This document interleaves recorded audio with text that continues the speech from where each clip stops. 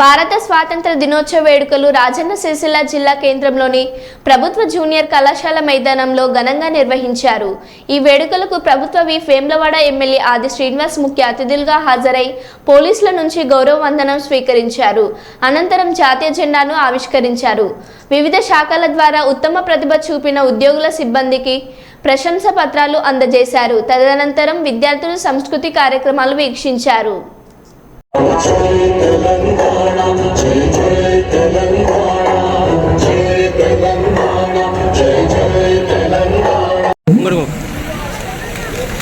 Sir చెప్పిన మనకి ఎవరు ముందు పెట్టుకుంటారు.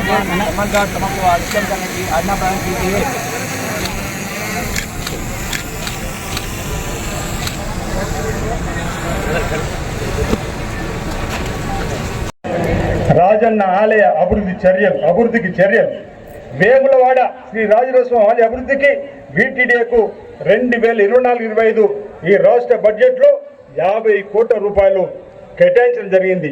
దీంతో ఆలయాన్ని మరింత అభివృద్ధి చేసేందుకు కట్టుబడి ఉన్నాం. అలాగే భక్తులు సులభంగా వేగంగా దర్శనం కల్పించేందుకు పక్కా ప్రణాళికతో ముందుకు వెళ్తున్నాం. ఇందులో భాగంగా బ్రేక్ దర్శనాన్ని అమలుకు తీసుకొచ్చాం.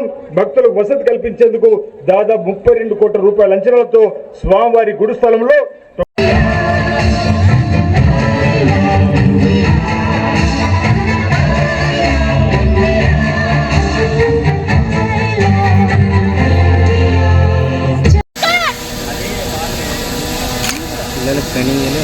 జరుగుతుంది.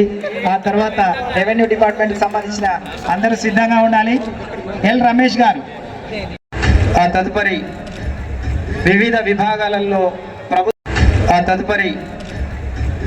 విభాగాలలో ప్రభుత్వ సేవ ప్రశంసా పత్రాన్ని అందుకుంటున్నారు.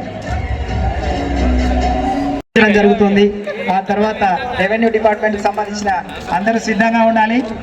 ఎల్ రమేష్ గారు సేవ ప్రశంసా పత్రాన్ని అందుకుంటున్నారు.